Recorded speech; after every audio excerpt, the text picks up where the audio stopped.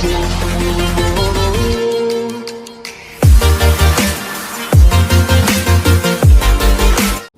Hello दोस्तों, आप सबका स्वागत है एक और बार फिर से फार्मा टॉक 360 में।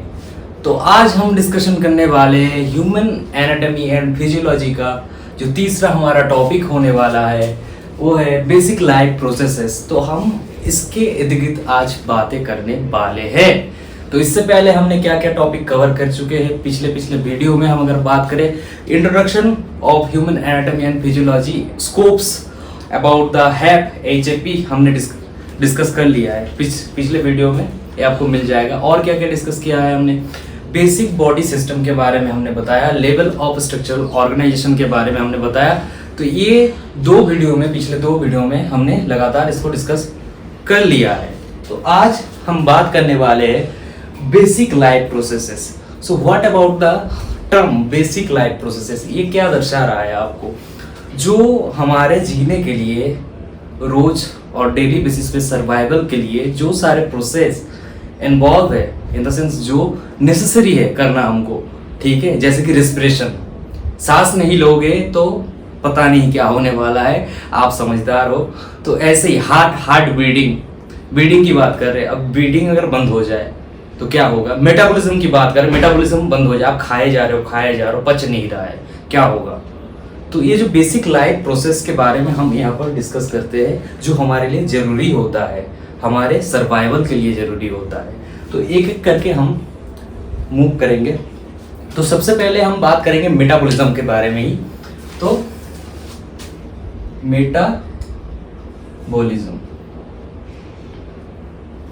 मेटाबॉलिज्म जो टर्म है, ये देखने में बहुत आसान लग रहा होगा आपको, लेकिन मैं आपको बताना चाहूंगा ये होता है कॉम्प्लेक्स केमिकल रिएक्शन, ठीक ना। ये मिक्सचर होता है किसका?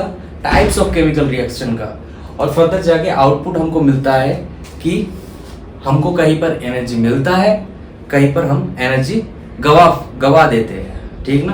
इन द सेंस एनर्जी कहीं गेन होता है, कहीं पर लॉस हो जाता है।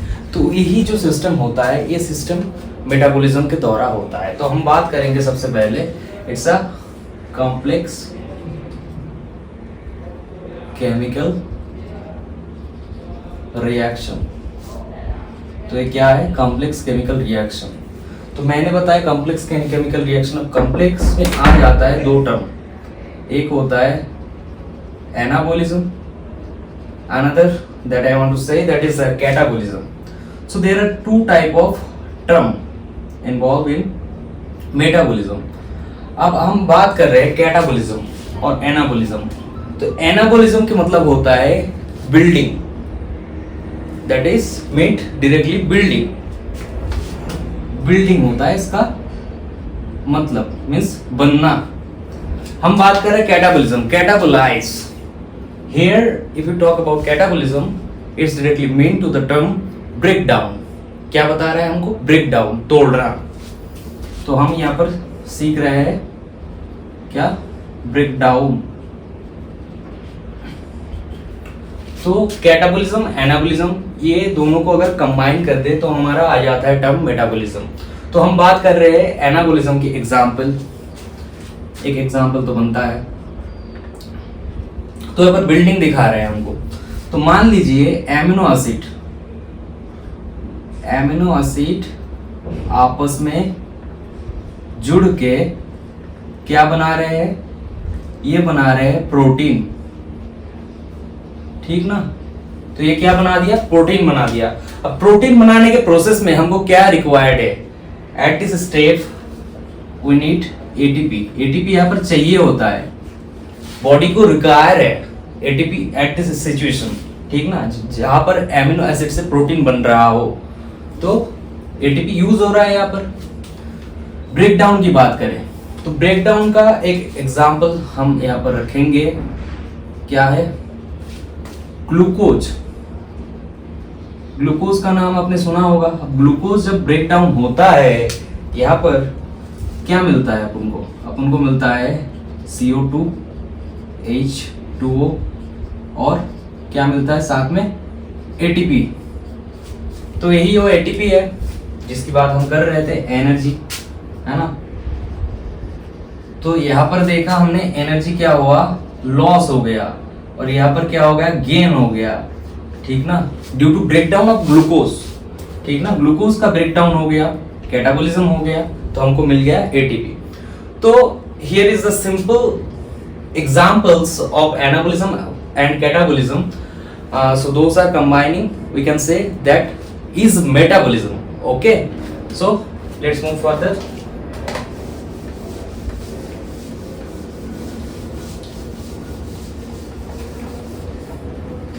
हम बात कर रहे हैं इस बार रिस्पॉन्सिवनेस के बारे में।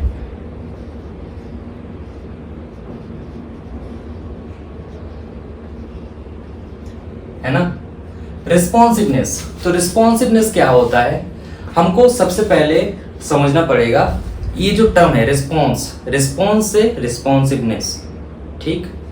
तो मान लीजिए आपने किसी गर्म ऑब्जेक्ट के ऊपर अपना हाथ रख दिया, ठीक, या फिर मान लीजिए आपके आंखों में किसी ने लाइट या फिर टॉर्च मार दिया, ठीक है, तो वो जो लाइट क्या होगा, आपका आंख लाइट के अगर सामने आ गया, आने के बाद क्या रिफ्लेक्ट देगा, वो डायरेक्ट ये रिफ्लेक्शन देगा कि भाई लाइट आ रही है सामने से, आंख कर लो बंद, पिपिल क्या हो जाएगा, कंट्रैक्ट हो जाएगा, है ना।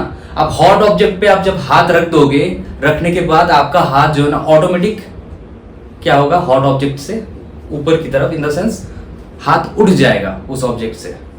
तो ये जो रिस्पॉन्सिवनेस हम बात कर रहे हैं, तो इसको ही हम रिस्पॉन्सिवनेस बोलते हैं। हमने एग्जाम्पल क्या बोला, सबसे पहले तो आप ये मान लीजिए कि ये है हॉट ऑब्जेक्ट, ठीक, ये हॉट ऑब्जेक्ट, आपने क्या कर दिया, हॉट ऑब्जेक्ट पे अपना हाथ रख दिया।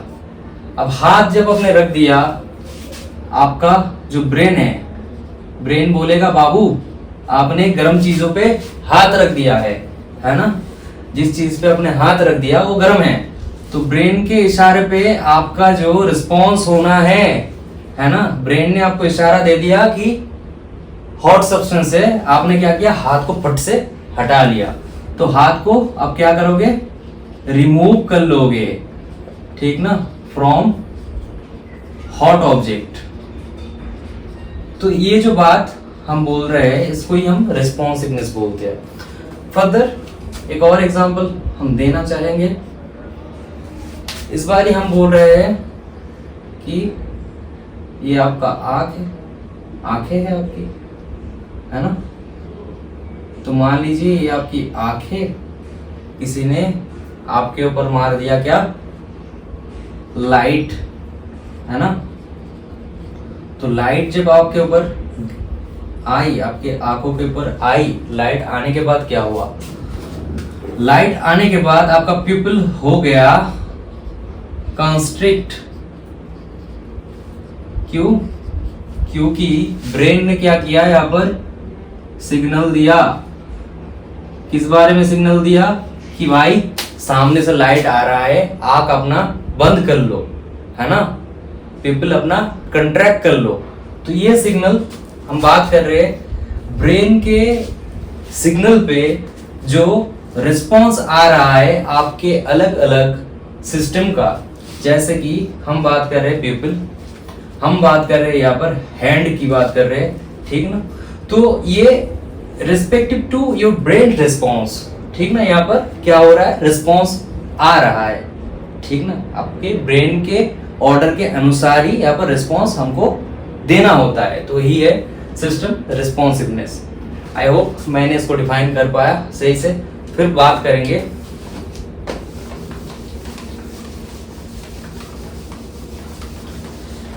हाँ, तो डिफरेंशिएशन के बारे में हम इस बार बात करेंगे। किसके बारे में, डिफरेंशिएशन।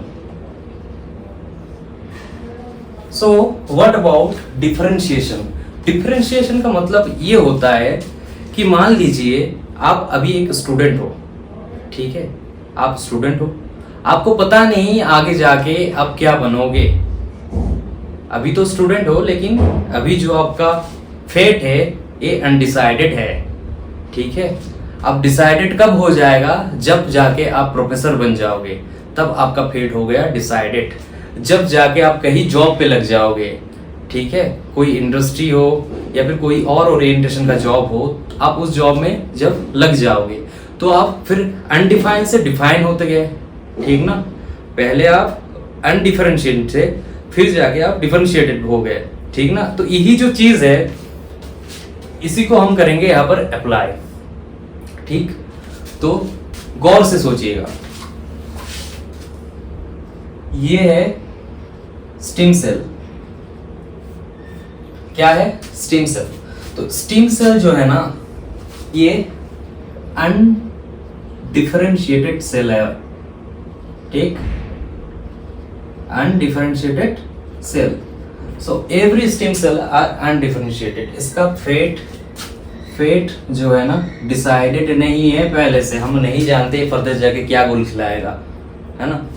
तो ये स्टेम सेल फर्दर जाके बन सकता है नर्वस सेल बन सकता है, मस्कुलर सेल बन सकता है, कुछ भी बन सकता है, कहीं पर भी जा सकता है, सीबीएस पे जा सकता है, ये चाहे तो किसी और स्मूथ मसल्स में जा सकता है, कुछ भी हो सकता है। तो ये तब जाके डिसाइडेड हो रहा है जब ये जाके किसी और सेल में जाके कन्वर्ट हो रहा है। इन द सेंस अगर वो डेवलप हो जाता है नर्वस सेल, तो यहाँ पर डिफरेंशिएटेड हो गया है, पहले से ही डिफरेंशिएट कर चुके हैं हम। After stem cell it will further develop as a nervous cell, okay, so it is differentiated. So every cell is differentiated. Further now we are going to talk about the another like process rather than differentiation, that is respiration. So we talk about the topic respiration. So respiration की बात कर रहे हैं हम। Respiration एक ऐसी प्रक्रिया है आपके शरीर में होते हुए जहां पर क्या हो रहा है, O2 का कंजप्शन हो रहा है, ठीक। O2 का जब कंजप्शन हो रहा है, बदले में कुछ हद तक ATP आपका क्या हो रहा है, खर्च हो रहा है, ठीक।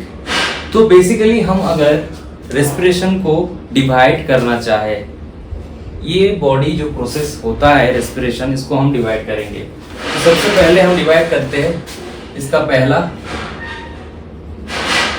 एनाएरोबिक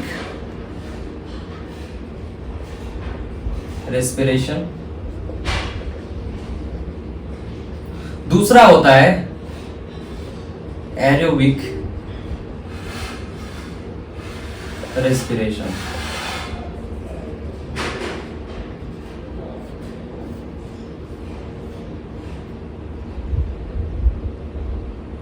तो मैंने क्या बताया, anaerobic, another is the aerobic. तो एरोबिक और एन एरोबिक में डिफरेंशिएट क्या है, चीजें क्या है, डिफरेंट क्या है। तो हम बात कर रहे हैं एरोबिक की बात कर रहे हैं, यहाँ पर ऑक्सीजन हमको चाहिए होता है रेस्पिरेशन के लिए। इस टाइप के रेस्पिरेशन में हमको O2 रिक्वायर्ड है। एनारोब्स की बात करें, एनारोबिक रेस्पिरेशन में हमको O2 नहीं चाहिए होता है। यहाँ पर O2 के बिना भी जिंदा है, ठीक है। तो O2 यहाँ पर नहीं चाहिए होता है। ये टाइप ऑफ स्पीसीज में डिवाइड होता है, मेनली एरोब्स एनारोब्स। बैक्टीरिया में भी आपने सुना होगा। तो ये स्पीसीज टू स्पीसीज वेरी करता है, किसी को ऑक्सीजन चाहिए होता है, किसी को नहीं चाहिए होता है। मान लीजिए हमको ऑक्सीजन चाहिए होता है, without oxygen we can't survive. लेकिन हम बात करें पेड़ पौधे की, पेड़ पौधे को ऑक्सीजन नहीं, ऑक्सीजन के अलावा जो चीजें हैं जैसे कि CO2 वगैरह, ये सारी चीजें ज्यादा चाहिए होता है, मोस्ट रिक्वायर्ड चीजें होता है उन लोगों के लिए। तो ये चीजें एरोब्स एंड एरोब्स में डिफरेंशिएट करता है। तो हम बात कर रहे हैं फर्दर ऑक्सीजन का यहाँ पर यूटिलाइजेशन क्या हो रहा है। ऑक्सीजन का यूटिलाइजेशन एनारोब से कम हो रहा है, लग ही नहीं रहा है, ठीक ना।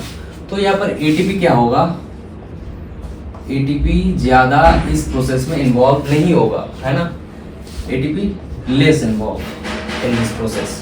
हम O2 की बात करें, एरोबिक्स में O2 लगता है तो एटीपी क्या होगा, यहाँ पर एटीपी भी हाईली रिक्वायर्ड है, एटीपी भी मिलेगा यहाँ पर। तो हम बात कर चुके हैं रेस्पिरेशन के बारे में। Further we will move forward toward the next process of our life. So here is growth. We talk about that is growth. हम ग्रोथ के बारे में बात करेंगे. अब ग्रोथ किस किस तरह के ग्रोथ हो सकते हैं, एक सेलुलर लेवल पे, एक ऑर्गेनिज्म लेवल पे. तो दो तरह के ग्रोथ के बारे में हम यहाँ पर डिस्कशन करने वाले हैं. तो सबसे पहले हम डिस्कशन करेंगे सेलुलर लेवल के ग्रोथ के बारे में. तो सेल टू सेल जो डिवीजन होता है, सेल साइकिल में आप फर्दर जाके पढ़ोगे, तो ये चीज हम बाकी आगे जाके डिवाइड करेंगे और भी भास्ट वे में हम इसको डिफाइन करेंगे, खुल के बोलेंगे आपको. लेकिन अभी इस लेवल पे समझ लीजिए ग्रोथ इस प्रकार का होता है. सेलुलर लेवल पे सेल से सेल बनना, ठीक, यही जो सेल डिवीजन कहलाता है वही है सेल ग्रोथ. ठीक है, नॉर्मली हम लिखेंगे यहाँ पर सेल डिवीजन. दूसरे की बात करें ऑर्गेनिज्म लेवल पे. ऑर्गेनिज्म लेवल पे सबसे पहले क्या हुआ, सबसे पहले हुआ फर्टिलाइजेशन. ठीक है, आफ्टर मेटिंग क्या हुआ, फर्टिलाइजेशन. अब फर्टिलाइजेशन जब हो गया, क्या हुआ फर्दर जाके, after fertilisation there will the stage where develop of embryo, है ना. तो एम्ब्रॉयो बनेगा. अब एम्ब्रॉयोजेनेसिस जब हो गया, फिटस का डेवलप हो गया, फिटस डेवलप हो गया, फिर जाके क्या बने, हम और तुम. ठीक है, तो कंप्लीट ऑर्गेनिज्म ऐसे डेवलप होगा. तो ये ग्रोथ का एक सिस्टम चलता है. हमने यहाँ पर सेल डिवीजन के बारे में बात किया, ऑर्गेनिज्म लेवल पे बात किया हमने. तो ये नॉर्मल बेसिक लाइफ प्रोसेस में आते हैं. तो नेक्स्ट हम बात करेंगे कौन से प्रोसेस के बारे में, हम बात करेंगे मूवमेंट के बारे में. इसके बारे में movement. So we are going to discuss about movement. Movement होता क्या है, मूवमेंट चलना फिरना, यही है मूवमेंट.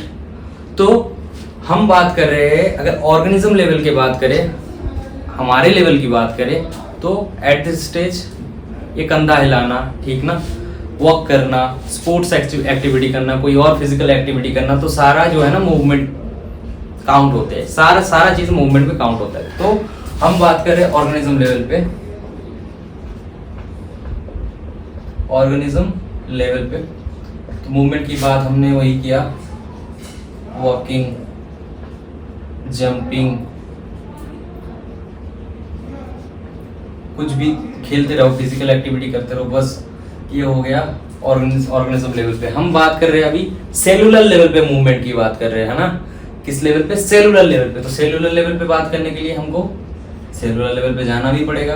अब सेल लेवल पे हम बात कर रहे हैं, मान लीजिए ये आपका स्किन है, यहाँ पर हो गया आपका क्या, इन्फेक्शन. अब इन्फेक्शन जब होगा, केमोटैक्सिस का आप नाम सुने होंगे. केमोटैक्सिस एक ऐसा प्रोसेस है कि WBC का मूवमेंट होता है टुवर्ड्स द इन्फेक्शन. ठीक है, तो व्हाइट ब्लड सेल यहाँ पर जाके मूव करेगा, इसी को हम कहते हैं क्या, सेलुलर मूवमेंट. ठीक, हम फिर जाके बात करेंगे टिश्यू लेवल पे क्या होता है, टिश्यू और ऑर्गन लेवल पे क्या हो सकता है. तो मान लीजिए हमारा कोई ऑर्गन सिस्टम, मान लीजिए हार्ट का ही जो लबदब साउंड आता है, जो लबदब साउंड आता है, ठीक है, रेस्पिरेशन के टाइम रेस्पिरेटरी सिस्टम में जो साउंड आता है, जो साउंड आता है, ठीक ना. फिर हम बात करेंगे डायफ्राम. डायफ्राम का अप एंड डाउन होना, ठीक ना. तो ये जो सारा मूवमेंट होता है, इसके अलावा भी बहुत सारे मूवमेंट है जो जरूरी है, हमारे बॉडी के लिए जरूरी है और वो नेचुरल होता है. तो यही सारे चीजों के बारे में हम बात कर रहे हैं, जो कि आ जाता है मूवमेंट में, होता है क्या, basic life process. So now we are moving forward to the next concept of basic life process, that is reproduction.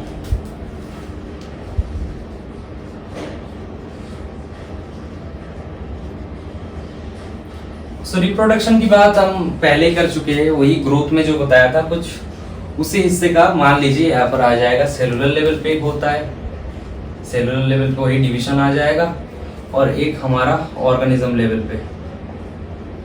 Organism level पे क्या होता है, ऑर्गेनिज्म लेवल पे वही चीजें होता है, फर्टिलाइजेशन हो जाएगा, एम्ब्रियोजेनेसिस हो जाएगा, एम्ब्रियोजेनेसिस के बाद फीटस जो हमारा डेवलप होगा, फीटस जो अपना डेवलप होगा, डेवलप होने के बाद हम और आप, बस समझ लीजिएगा।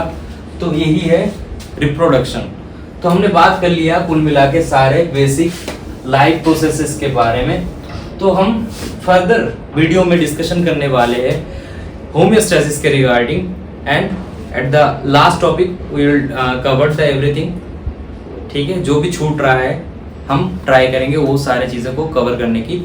आप हमारे साथ ऐसे ही जुड़े रहे, सारे वीडियोस ऐसे ही देखते रहे।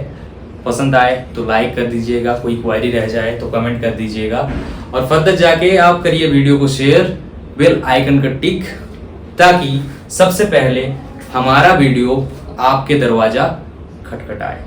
नमस्ते।